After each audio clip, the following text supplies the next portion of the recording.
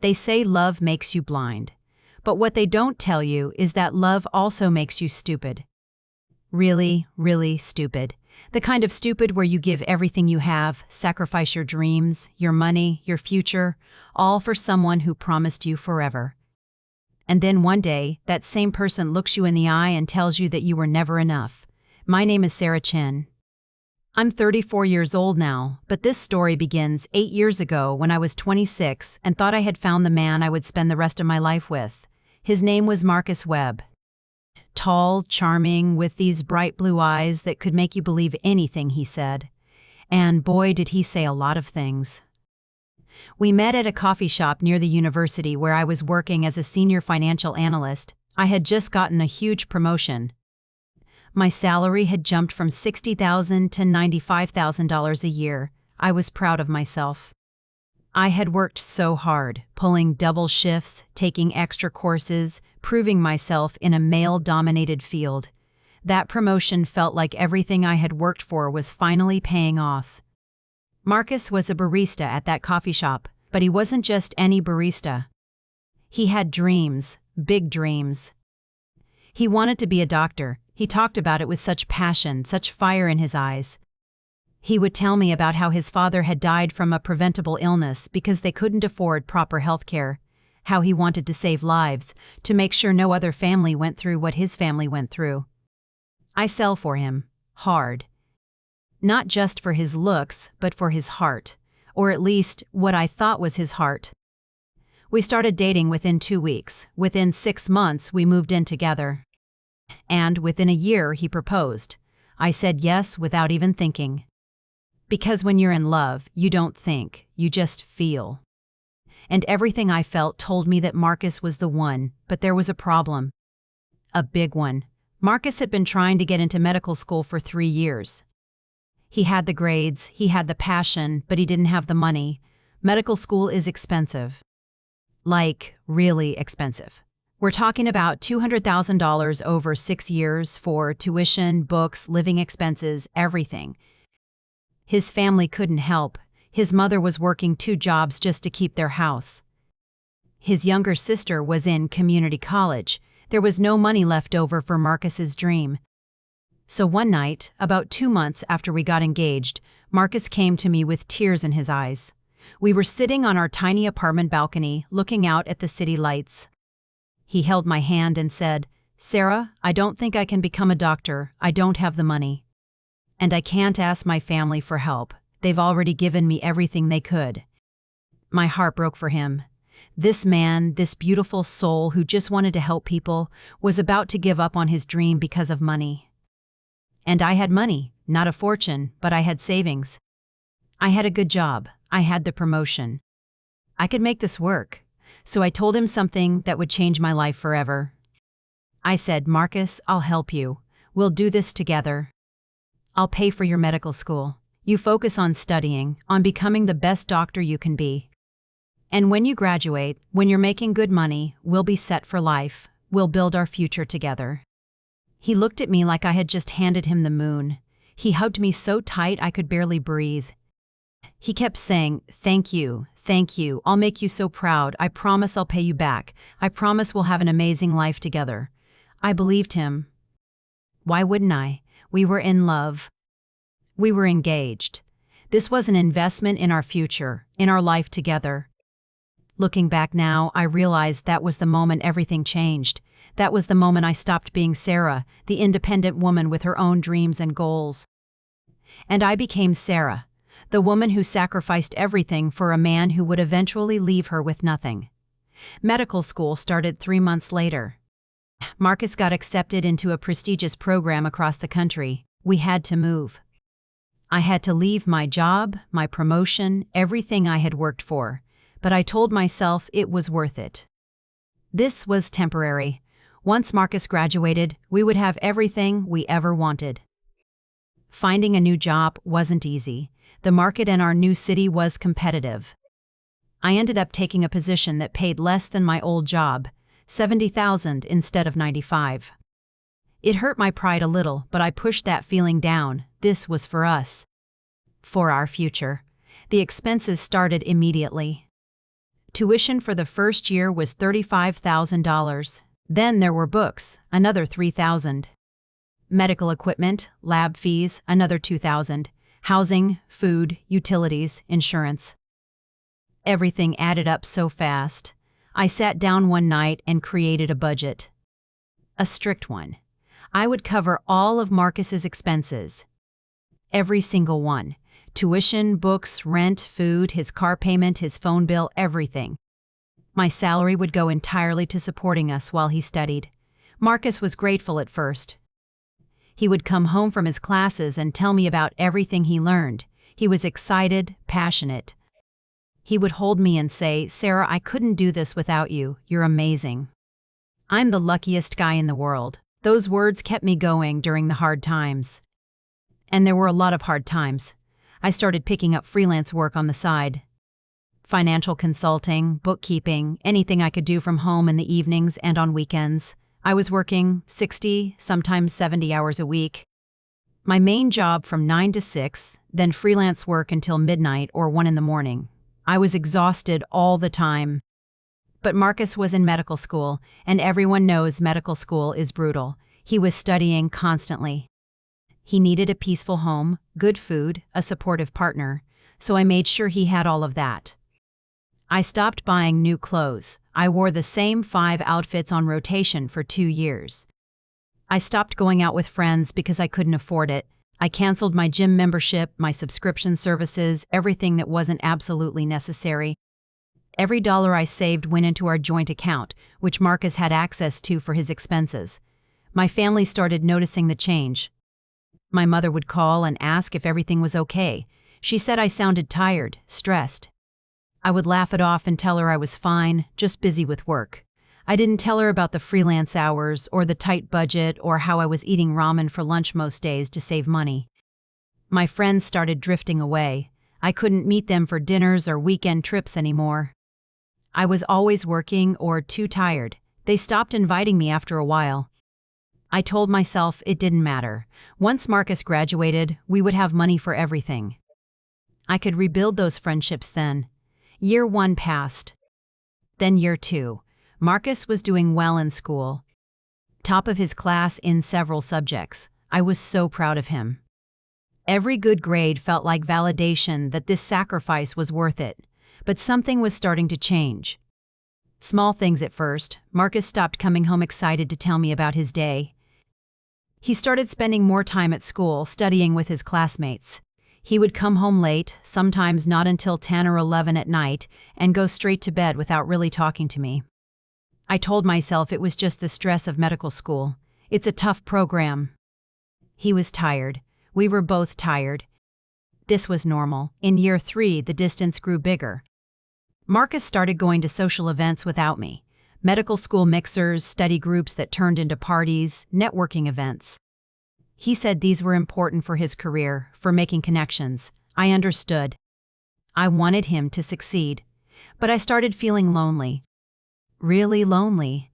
I was working all the time to support us, and Marcus was barely home. When he was home, he was either studying or sleeping. We stopped having date nights. We stopped talking about our future, about the life we were going to build together after he graduated. I tried to bring it up once. I made a nice dinner, waited for him to come home, and when he did, I said, "Marcus, I feel like we're drifting apart. Can we talk about us? About our relationship?" He got defensive immediately. He said, "Sarah, I'm in medical school. This is one of the hardest things anyone can do. I don't have time for relationship drama right now. Can we talk about this later? After I graduate?" I backed off. I didn't want to add stress to his life, but that conversation or lack of conversation hurt me more than I wanted to admit. Year 4 was when I started to see the real cracks, not just in our relationship, but in Marcus himself. Or maybe I was finally seeing who he really was all along. The expenses were getting worse. Medical school is expensive, but Marcus's lifestyle was getting expensive too. He wanted to go out with his classmates more. He started buying nicer clothes, said he needed to look professional for his clinical rotations. He bought a new laptop, said his old one was too slow for his research projects. Every request came with a good reason, and every time I said yes. because I had already invested so much. Walking away now would mean losing everything. So I kept going, kept working, kept paying. I picked up even more freelance work. I was barely sleeping 4 or 5 hours a night. My health started declining. I developed chronic headaches from staring at computer screens for 16 hours a day. I gained weight because I was too tired to cook healthy meals and lived on cheap, fast food. My hair started falling out from stress. I looked in the mirror one day and didn't recognize myself. The confident, successful woman who had gotten that big promotion 4 years ago was gone. In her place was someone exhausted, broken down, and barely holding it together. But I told myself it was almost over, just 2 more years. Marcus would graduate, get a residency, start making money, and everything would be worth it. Then one day I made a discovery that shook everything.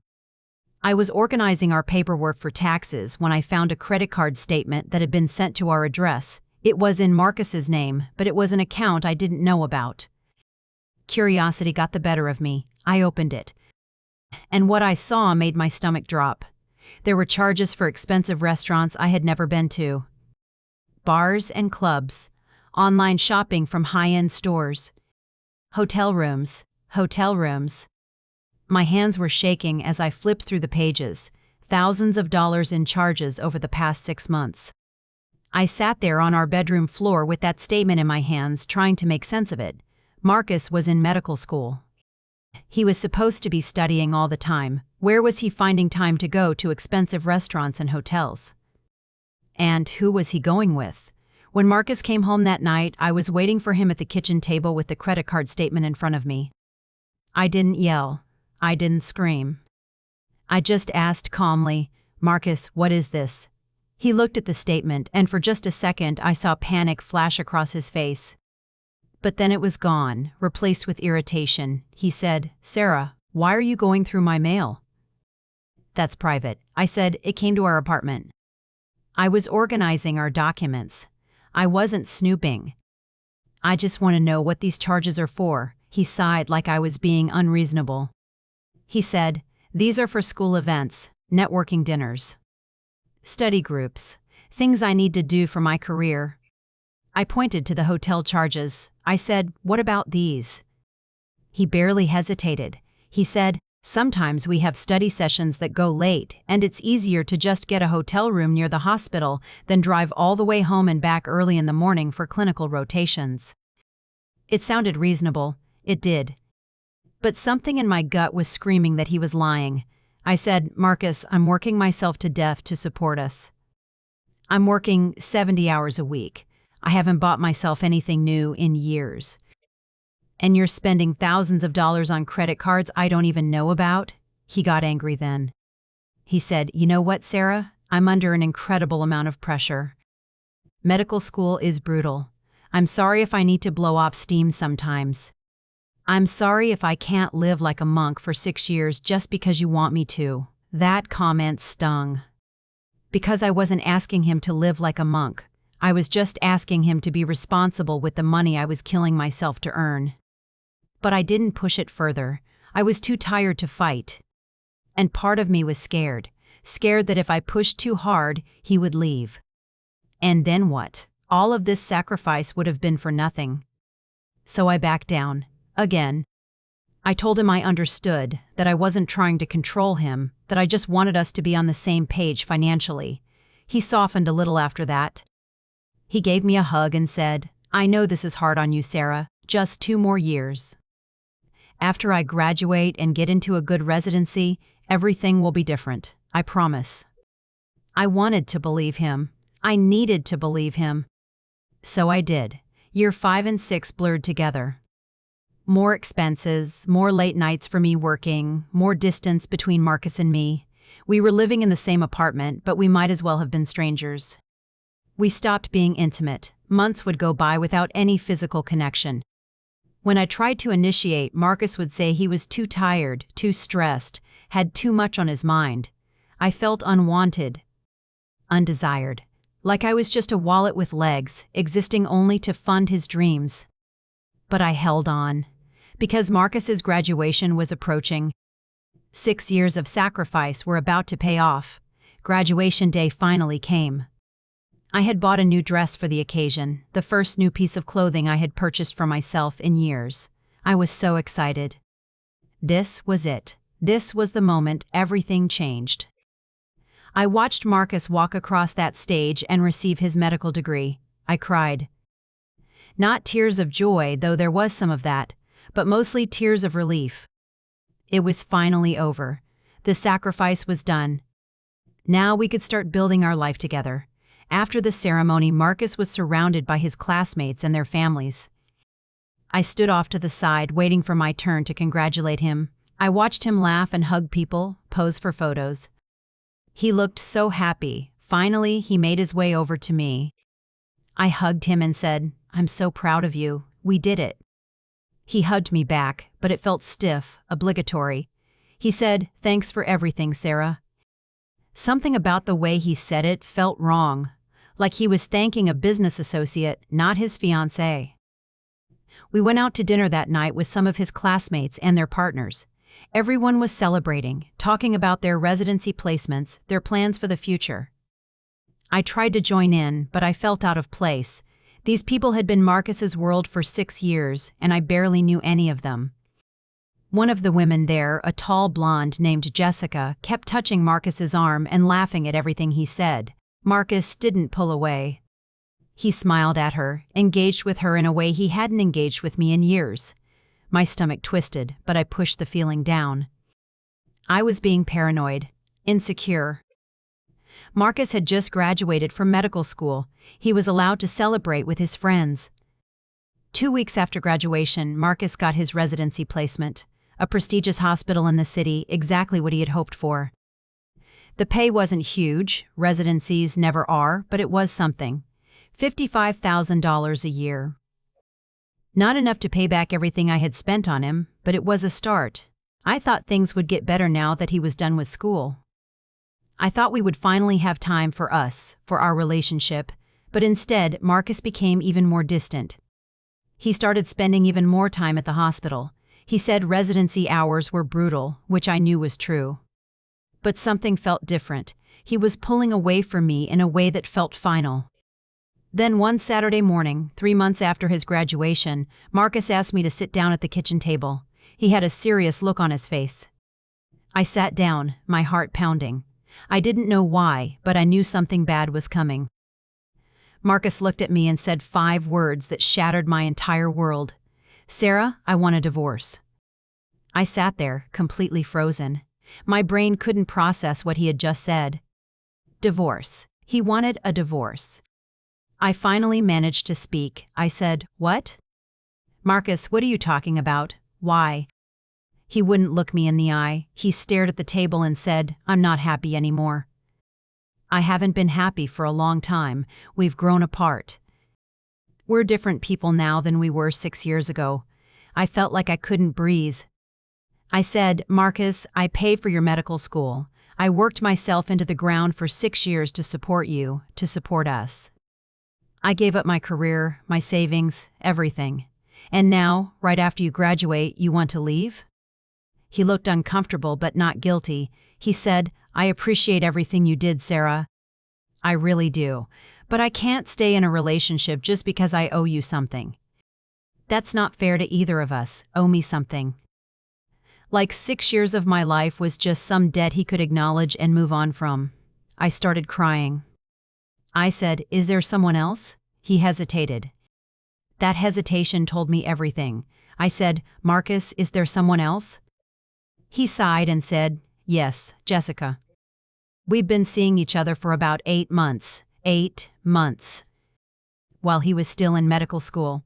While I was still paying for everything. He was cheating on me. I felt rage and heartbreak collide inside me. I said, "Jessica from your class? The blonde?" He nodded. I said, "You were sleeping with her while I was working 70-hour weeks to pay your tuition. While I was skipping meals to save money for your textbooks." He had the audacity to look annoyed. He said, "Sarah, this is exactly why I want a divorce. You keep bringing up the money. You keep acting like I owe you my entire life because you helped me through school. That's not love. That's manipulation. Manipulation. He called my sacrifice manipulation. I stood up, shaking with anger. I said, "Get out. Get out of this apartment right now." He stood up calmly, like he had been expecting this. He said, "I already moved most of my stuff to Jessica's place. I just came back to tell you in person, and to give you this." He handed me a manila envelope. I said, "What is this?" He said, "Divorce papers. I already filed. I'm keeping this simple and fair. We'll split everything 50-50. You can keep the apartment since your name is on the lease. I'll take my car and my personal belongings, split everything 50-50. I had spent over $200,000 on him over 6 years. I had destroyed my career, my health, my life to support him. And he wanted to split things 50-50. I said, "You're joking, right?" "Marcus, I paid for your entire medical degree. That's not a joint asset." "That's something I paid for." He shrugged and said, "Medical degrees aren't considered marital property. You can't claim any of that in the divorce." And that's when I realized he had planned this. He knew exactly what he was doing. He had waited until after graduation, after he had his degree, after the money was spent and couldn't be reclaimed. Then he filed for divorce. I said, "You used me." He didn't deny it. He just said, "I have to go. My lawyer will be in touch." And then he left. Just walked out of the apartment, out of my life, like the past 6 years meant nothing. I collapsed on the floor and cried. I cried until I couldn't breathe, until my chest hurt, until I had no tears left. Everything was gone. My money, my career, my relationship, my future. All of it, gone. And the man I had sacrificed everything for didn't even have the decency to feel guilty about it. The next few weeks were the darkest of my life. I couldn't eat, couldn't sleep. I called in sick to work so many times they almost fired me. I didn't care. Nothing seemed to matter anymore. My mother finally came to visit after I stopped answering her calls. She took one look at me and started crying. I looked terrible. I had lost weight, my hair was a mess, my apartment was a disaster. She held me while I told her everything. About the 6 years, the money, the sacrifice, the betrayal. She cried with me. When I was done, she looked at me and said, "Baby, we're going to fight this. You can't let him get away with this." I said, "Mom, there's nothing to fight. He's right. Medical degrees aren't considered marital property. I have no legal claim to the money I spent on him." She said, "Then we'll find another way. We'll get a good lawyer. We'll figure this out." I didn't have hope. But my mother's determination gave me just enough energy to try. I found a lawyer. A divorce attorney named Patricia Hunt who had been practicing for 30 years. I told her my entire story, showed her all my financial records, all the receipts, all the proof of what I had paid for over the past 6 years. Patricia listened carefully, taking notes. When I was done, she leaned back in her chair and said, "Sarah, I'm not going to lie to you. This is going to be difficult. Your ex is correct that medical degrees aren't considered marital property. However, there are other angles we can pursue." I said, "Like what?" She said, "We can argue for reimbursement alimony. The court can order him to pay you back for the financial support you provided during his education, especially since you were engaged and had a clear expectation of building a future together." I felt a tiny spark of hope. I said, "How much could I get back?" She said, "Honestly, maybe 10 to 15% of what you spent, if we're lucky. Courts don't usually award full reimbursement, but it's something. 10 to 15%. Of $200,000, that would be $20,000 to $30,000. Better than nothing, but nowhere near what I had lost. Patricia must have seen the disappointment on my face. She said, "I know it's not fair, but I'll fight for you as hard as I can. We'll also push for spousal support since you reduced your own career opportunities to support his education." I hired her. What choice did I have? At least she was willing to try. Marcus's lawyer, on the other hand, was a shark, a high-priced attorney who made it clear from the start that Marcus would not be paying me back a single dollar. They argued that our relationship was voluntary, that I had chosen to support him, and that there was no legal contract obligating him to pay me back. The divorce process dragged on for months. Every court date, every mediation session felt like another knife in my back. Marcus would show up with Jessica by his side, both of them looking happy and in love, while I sat there alone, exhausted and broken. During one particularly brutal mediation session, Marcus's lawyer presented their financial proposal. Marcus would keep his medical degree, obviously. He would pay me $3,000 as a one-time settlement, $3,000 for 6 years of support. Patricia immediately objected. She said, "My client spent over $200,000 supporting your client through medical school. $3,000 is insulting." Marcus's lawyer smiled and said, "My client appreciates Ms. Chen's support during his education. However, as we've established, he has no legal obligation to reimburse her. The $3,000 is a gesture of goodwill." A gesture of goodwill. I wanted to scream. Patricia fought back. She presented all my financial records, all the receipts, everything. She argued passionately for reimbursement alimony, for spousal support, for anything the court would grant. But Marcus's lawyer was good. Really good. He poked holes in everything. He argued that I had a good job and could support myself. He argued that any financial support I provided was given freely without any written agreement. He even tried to argue that I had benefited from the relationship too, though he couldn't specify how. The judge listened to both sides. And then he said something that made my heart sink. He said, "Ms. Chen, I understand your frustration. However, the law is clear. Medical degrees are not marital property and cannot be divided in a divorce. Without a written contract or prenuptial agreement specifying repayment terms, it's difficult for this court to order substantial reimbursement." I felt my last bit of hope crumbling. But then Patricia stood up. She said, "Your Honor, with your permission, I have one more piece of evidence to present." The judge nodded. Patricia walked over to me and quietly asked, "Do you still have all the financial records? Every single receipt, bank statement, and transaction from the past 6 years?" I nodded. I had kept everything. I'm a financial analyst. Documentation is what I do. Patricia said, "I'm going to present something to the court. Trust me on this." Patricia requested a brief recess. During that 30 minutes, she sat with me in a quiet room and went through every single document I had. She was looking for something specific, though she wouldn't tell me what. Then she smiled. She held up a document and said, "This is what we need." I looked at it. It was a copy of an email exchange between Marcus and me from the very beginning, before he started medical school. In that email, Marcus had written out a detailed thank you message to me. He had written, "Sarah, I promise I will pay you back for everything once I become a doctor. You're investing in our future together, and I will make sure you never regret this. We'll build an amazing life, and I'll take care of you the way you're taking care of me now." I had forgotten about that email.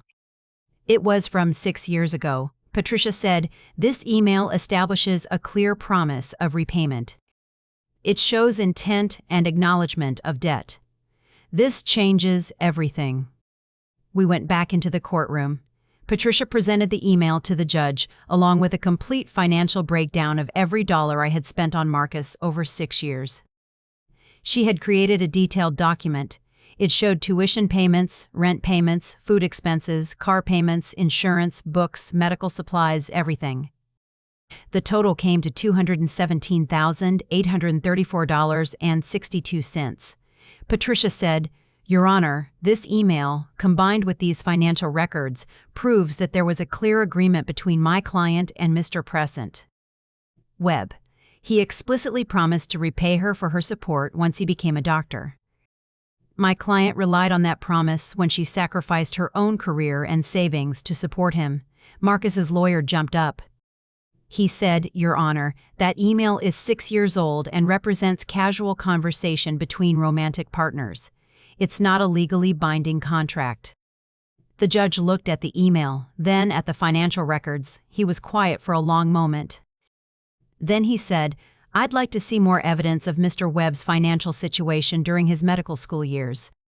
I want to understand exactly how dependent he was on Miss Chen's income." Patricia was ready. She presented bank statements showing that during his 6 years of medical school, Marcus had zero income except for a few $1,000s from part-time work in his first year. Every single expense, including his personal credit card charges, was paid either directly by me or from our joint account, which only I deposited money into. She also presented evidence of the credit card I had found, the one with charges for hotels and restaurants. She said, "Your Honor, Miss Chen was not only supporting Mr. Webb's education, but also his personal lifestyle, including his extramarital relationship with another woman during the final year of his schooling." The judge's expression shifted. He looked at Marcus, who was starting to look uncomfortable. The judge said, "Mr.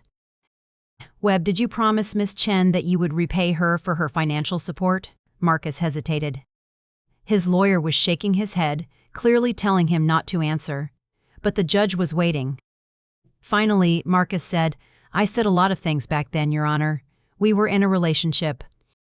I was grateful for her help." The judge said, "That's not what I asked."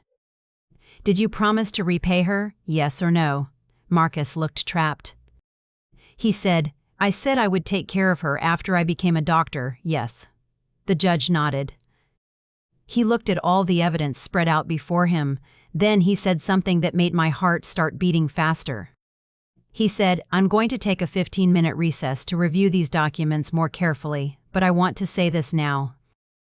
Mr. Webb promising repayment and then immediately filing for divorce after receiving the benefit of that support raises serious questions about your intent and good faith. This court takes such matters very seriously. We waited in that courthouse hallway for what felt like hours." Patricia looked cautiously optimistic. She said, "This is good. The judge is actually considering the whole picture, not just the legal technicality." When we went back in, the judge had made his decision. He said, after reviewing all the evidence, including the email correspondence, the financial records, and the timeline of events, this court finds that there was an implied agreement between Miss Chen and Mr. Webb.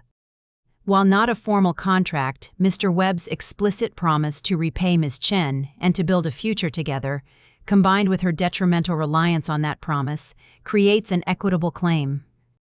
Marcus's lawyer tried to object, but the judge raised his hand. The judge continued, "Mr. Webb benefited substantially from Miss Chen's financial support. She paid over $200,000 for his education and living expenses while he pursued his medical degree. She did so based on his repeated assurances that he would repay her and that they would build a life together. Instead, Mr. Webb filed for divorce mere months after graduation while engaged in an extramarital relationship. I could see Marcus sinking in his chair. The judge said, "This court cannot allow Mr. Webb to unjustly enrich himself at Miss Chen's expense. Therefore, I am ordering the following. Mr. Webb will repay Miss Chen the sum of $150,000. This represents the tuition, fees, and direct educational expenses she paid on his behalf." My heart soared. $150,000. It wasn't everything, but it was most of what I had lost. The judge wasn't done.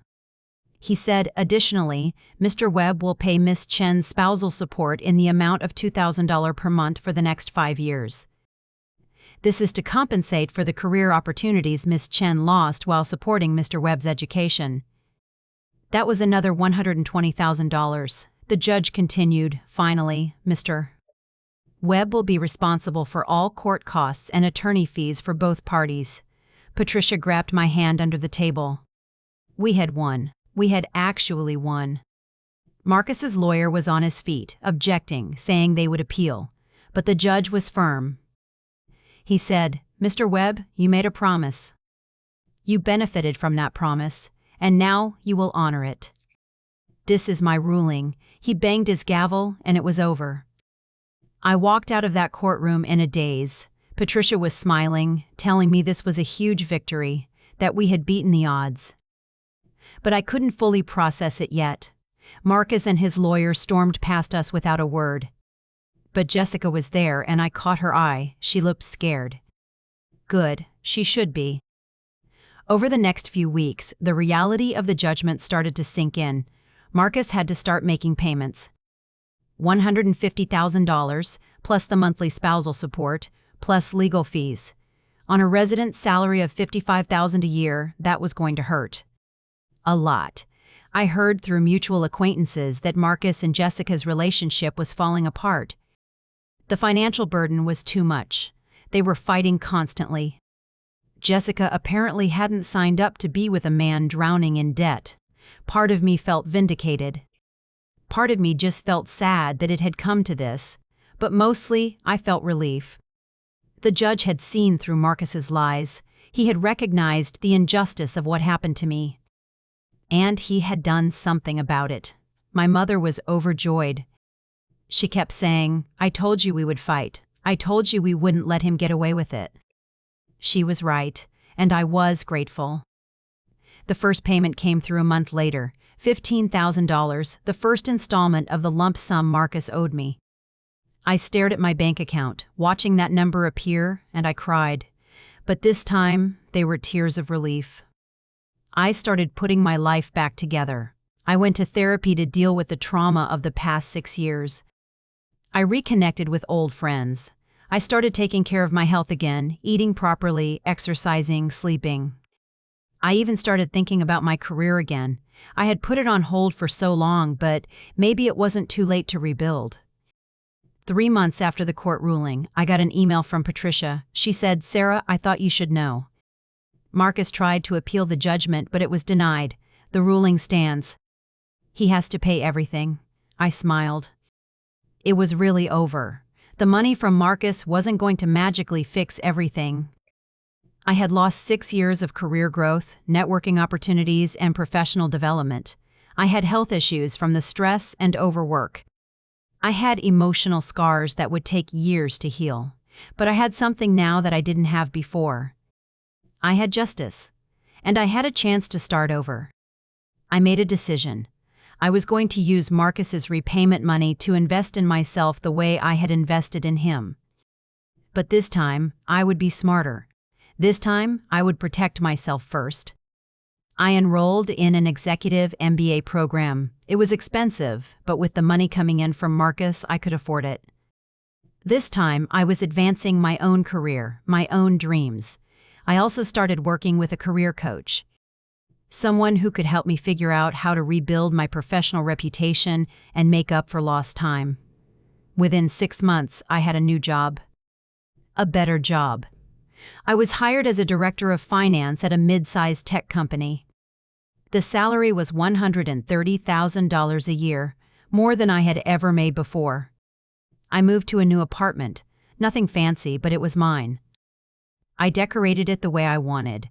I bought comfortable furniture, colorful art for the walls, plants that made the space feel alive. I started dating again, though I was very careful. I wasn't ready for anything serious, but it was nice to feel wanted, to feel like someone valued my company not just for what I could give them financially. My health improved. I lost the weight I had gained during the stressful years. My hair grew back thick and healthy. I started sleeping through the night again without nightmares about court dates and divorce papers. My mother was proud of me. She said, "You're stronger than you think, baby. You survived something that would have destroyed other people. Look at you now." I did look at myself. And for the first time in years, I liked what I saw. 2 years after the divorce was finalized, I was sitting in my office at work when I got an unexpected email. It was from Marcus. The subject line said, "I'm sorry." My hand hovered over the delete button. I didn't owe him anything, not even the courtesy of reading his email. But curiosity got the better of me.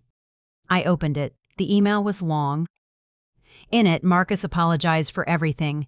He said he had been selfish, immature, and cruel. He said he took advantage of my kindness and my love. He said he regretted what he did and wished he could take it back. He also told me that his relationship with Jessica had ended badly. She left him when the financial pressure became too much. He said he was struggling with the debt, working extra shifts at the hospital just to keep up with the payments to me and his other expenses. He said he understood now what I had gone through for him. He ended the email by saying, "You deserved so much better than what I gave you. I hope you're doing well. I hope you found happiness." I read the email 3 times. And then I closed it without responding. Some people might think I should have written back. Should have told him I forgave him or at least acknowledged his apology, but I didn't owe him that. His apology, as genuine as it might have been, didn't change what he did. It didn't get me back those 6 years. It didn't erase the pain and betrayal, but it did give me something. It gave me confirmation that karma is real, that actions have consequences, that you can't use people and expect to walk away unscathed. Marcus had his medical degree. He had his career, but he had lost everything else. His relationship, his financial stability, his peace of mind, and he would spend years paying back the woman he betrayed, a constant reminder of what he had done. As for me, I was free, really free. I had my career back, my life back, my self-respect back. I had learned a painful lesson about sacrifice and love and the importance of protecting yourself even when you want to give everything to someone else. I had learned that love shouldn't cost you your dreams, that sacrifice is only noble if it's mutual. That promises matter, and people who break them should face consequences. One afternoon, almost 3 years after the divorce, I was having coffee with Patricia, my lawyer who had become a good friend. She had followed my journey, watched me rebuild my life, and she was genuinely proud of how far I had come. We were talking about life, careers, relationships, when she mentioned something interesting. She said, "You know, Sarah, your case set a precedent in our state. Other lawyers are now using it to help clients who were financially exploited by their partners during education or career advancement." I said, "Really? How?" She explained that the judge's ruling in my case, particularly his focus on the email promise and the pattern of behavior showing intent to exploit, had been cited in several other cases. Women and men who had supported partners through school, professional certifications, or career changes were now able to seek reimbursement more successfully. She said, "You fought back when it would have been easier to accept defeat, and because you did, you've helped other people fight back too." I hadn't thought about it that way. My case wasn't just about me anymore. It was about setting a standard, about saying that this kind of exploitation wasn't acceptable. Patricia said, "You should be proud. You turned your pain into something that's helping others." That conversation stuck with me. It reframed everything I had been through. Yes, I had suffered. Yes, I had been betrayed and used. But I had also fought back, and that fight had meaning beyond just my own recovery. 6 months later, I was at a medical conference. My company was sponsoring the event, and as director of finance, I was there to network with potential clients and partners. I was standing near the refreshment table when I heard a familiar voice behind me. "Sarah?" I turned around, and there he was, Marcus. He looked older, more tired than I remembered. His confidence was gone, replaced with something that looked like exhaustion. For a moment, neither of us said anything. Then Marcus spoke. He said, "I didn't know you would be here. Your company is sponsoring this event?" I nodded. I said, "I'm the finance director. We work with several hospitals and medical groups." He looked impressed and uncomfortable at the same time. He said, "That's great. I'm glad you're doing well." There was an awkward pause. Then Marcus said, "Sarah, I meant what I said in that email. I'm really sorry for what I did to you." I looked at him. Really looked at him. He wasn't the same person I had met in that coffee shop 8 years ago. That person had been full of dreams and passion. This person just looked worn down. I said, "I know you are, Marcus, but sorry doesn't give me back those years. Sorry doesn't undo the damage." He nodded. He said, "I know. I think about it every day. Every time I make a payment to you, every time I see how much debt I'm in, I think about how stupid I was. How selfish." I said, "You were more than selfish, Marcus. You were calculating. You waited until after graduation to leave. You made sure the money was spent and the degree was yours before you walked away. That wasn't just selfish. That was planned." He flinched at that. He said, "You're right." "I don't have any excuse." I said, "No, you don't." Another pause. Then Marcus said, "For what it's worth, losing you was the biggest mistake of my life." Jessica and I fell apart within months, and since then, I haven't been able to maintain any relationship. I think on some level I know I don't deserve to be happy after what I did to you. I didn't feel sympathy for him. But I didn't feel anger either. I just felt nothing. He was a stranger to me now, someone from my past who I had no emotional connection to anymore. I said, Marcus, I don't wish bad things for you. But I don't wish good things either. I just wish for you to be out of my life. We're done. The payments will be done in a couple more years, and after that, I never want to hear from you or see you again. He nodded. He said, I understand. Goodbye, Sarah. He walked away. And I watched him go, feeling absolutely nothing. And that's when I knew I had truly healed. He couldn't hurt me anymore. He was just a person who had once been in my life and was now gone. That night, back in my hotel room, I thought about everything that had happened. The betrayal, the fight, the recovery. All of it. I thought about the woman I was 8 years ago. Confident, successful, but also naive. I had believed that love was enough. That if you sacrificed for someone, they would appreciate it and honor it. I had learned the hard way that some people see sacrifice as weakness, as something to be exploited. But I had also learned that I was stronger than I ever thought possible. That I could survive betrayal, fight back, and rebuild my life into something even better than before. A few months after that encounter, I met someone new. His name was David. He was a consultant, self-employed, with his own successful business. He had his life together, his finances in order, his goals clearly defined. We met through mutual friends. Our first date was simple, just coffee and conversation. But that conversation lasted 4 hours. We talked about everything: careers, past relationships, dreams, failures. I told him about Marcus. All of it. The 6 years, the money, the betrayal, the court case. I figured if David was going to run, better he do it now before I got attached, but he didn't run. He listened carefully, and when I was done, he said, that took incredible strength to go through, not just the sacrifice, but the fight afterwards. A lot of people would have just given up. I said, I almost did give up. But I had people who pushed me to keep going. David said, I'm glad they did. The world needs more people who fight for what's right. We started dating seriously after that. David was different from Marcus in every way. He valued my independence. He celebrated my career success instead of feeling threatened by it. He paid for dates, insisted on splitting expenses equally when we traveled together, and never once asked me for money. 6 months into our relationship, I realized I was happy. Really, genuinely happy. Not the fragile, anxious happiness I had felt with Marcus, always worried that everything would fall apart, but a solid, grounded happiness built on mutual respect and genuine partnership. David proposed a 1.5 years after we started dating. We were on a weekend trip hiking in the mountains when he got down on one knee and asked me to marry him. I said yes, not because I was desperate to be married or because I needed someone to complete me, but because I had found a true partner, someone who saw me as an equal, who valued what I brought to the relationship beyond just financial support. My wedding to David was small and intimate, just close friends and family. My mother cried happy tears the entire day. She kept saying, "This is what you deserve. This is what real love looks like." A week before the wedding, I received the final payment from Marcus, the last of the $150,000 lump sum and the conclusion of the 5 years of spousal support. I logged into my bank account and saw the transfer. It was done. Financially, Marcus was out of my life. I felt a sense of closure.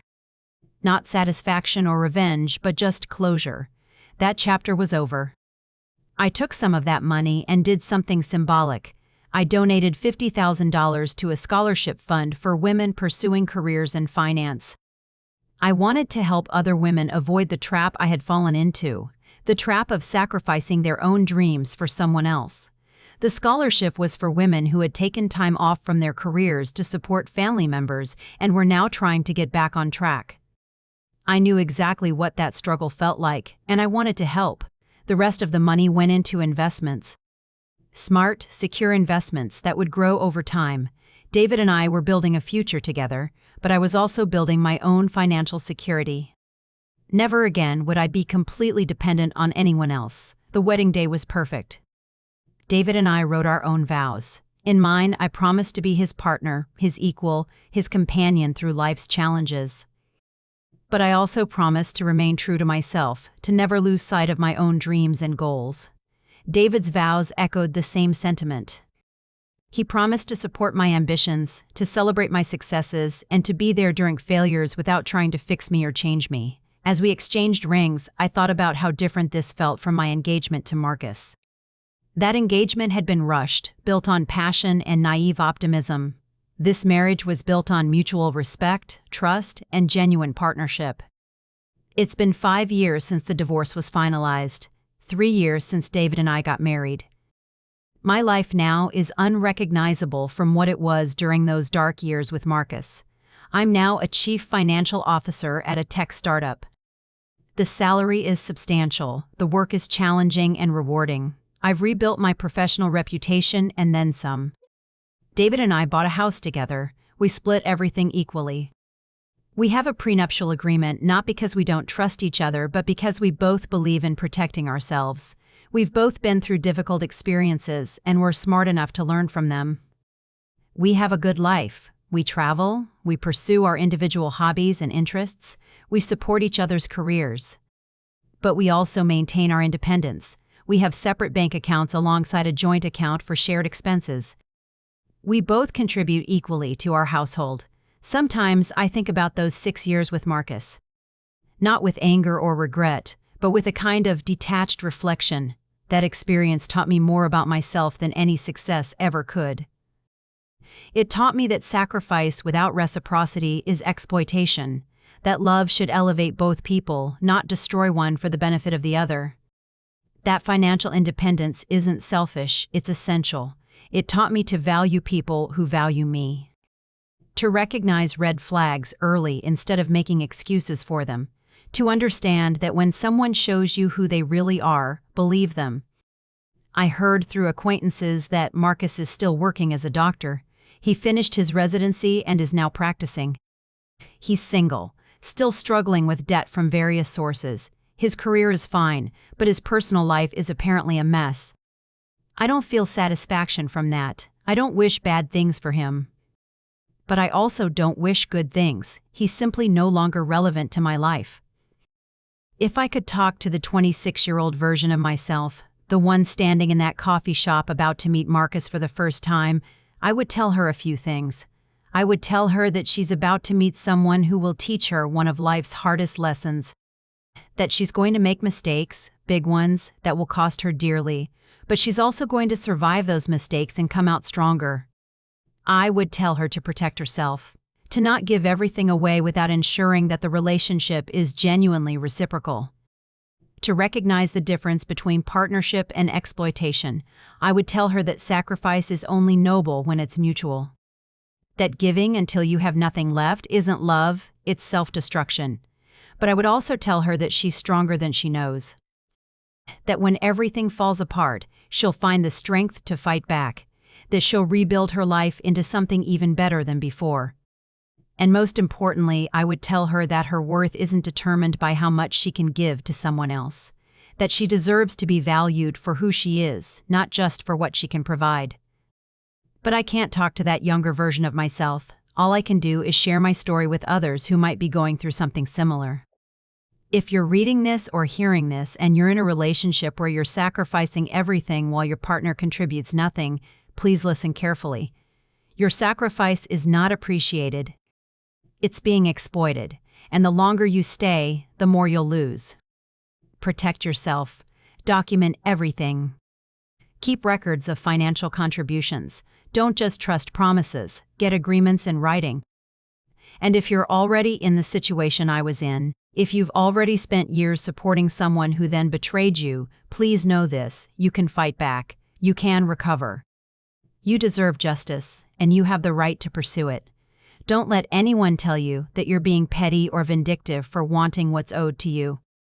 Don't let anyone make you feel guilty for protecting yourself. You gave everything. You have the right to demand accountability.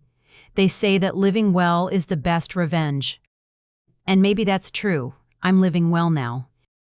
I have a career I'm proud of, a partner who truly values me, financial security, and peace of mind. But I also think that actual justice is pretty good revenge, too. The fact that Marcus had to pay back a significant portion of what he stole from me, both financially and emotionally, brings me satisfaction. Not because I want him to suffer, but because it proves that actions have consequences. That you can't just use people and walk away unscathed. The envelope I gave to Patricia that day in court, the one filled with years of financial records and that forgotten email where Marcus promised to repay me, that envelope changed everything. It was proof, undeniable, documented proof of what had happened and what he had promised. When the judge opened that envelope, metaphorically speaking, he saw the truth, and he acted on it. That's what I want people to take away from my story. Document everything. Keep records. Don't just trust words, save them, screenshot them, preserve them. Because if the worst happens, that documentation might be the only thing standing between you and complete loss. I'm not bitter anymore. I'm not angry. I'm just aware. I know now that not everyone who says they love you actually means it, that some people see kindness as weakness and generosity as something to exploit. But I also know that there are good people in the world, people like David who understand that relationships are partnerships, not one-sided transactions. People like Patricia who fight for justice even when the odds are against them. People like my mother who never stopped believing that I deserved better. Those are the people worth keeping in your life. Everyone else is just taking up space and resources that should be invested in yourself and in the people who genuinely care about you. It's a Saturday morning. David and I are having coffee on our back porch, watching the sun come up. We're planning a trip to Europe next month. Both of us have the time off work, and we're excited to explore new places together. My phone buzzes. It's an email from the scholarship fund I created. They're letting me know that this year they're awarding scholarships to 5 women. 5 women who, like me, had put their careers on hold and were now fighting to get back on track. I smile. Something good came out of all that pain. Something that will help others avoid the mistakes I made. David notices my smile and asks what I'm reading. I tell him about the scholarships. He puts his arm around me and says, "You've turned something terrible into something beautiful. I'm proud of you." And in that moment, sitting there with my coffee and my partner and my life that I rebuilt from nothing, I realized something important. I won, not just in court. Not just financially, but in every way that matters. I won because I survived, because I fought back, because I refused to let betrayal define the rest of my life. Marcus took 6 years from me, but I took them back. I reclaimed my life, my career, my happiness. I refused to stay a victim, and that, more than any court judgment or repayment, is my real victory. The sun is fully up now. It's a new day. And I'm ready for it, because I paid for his medical degree for 6 years. He divorced me, but the judge opened my envelope, and everything changed.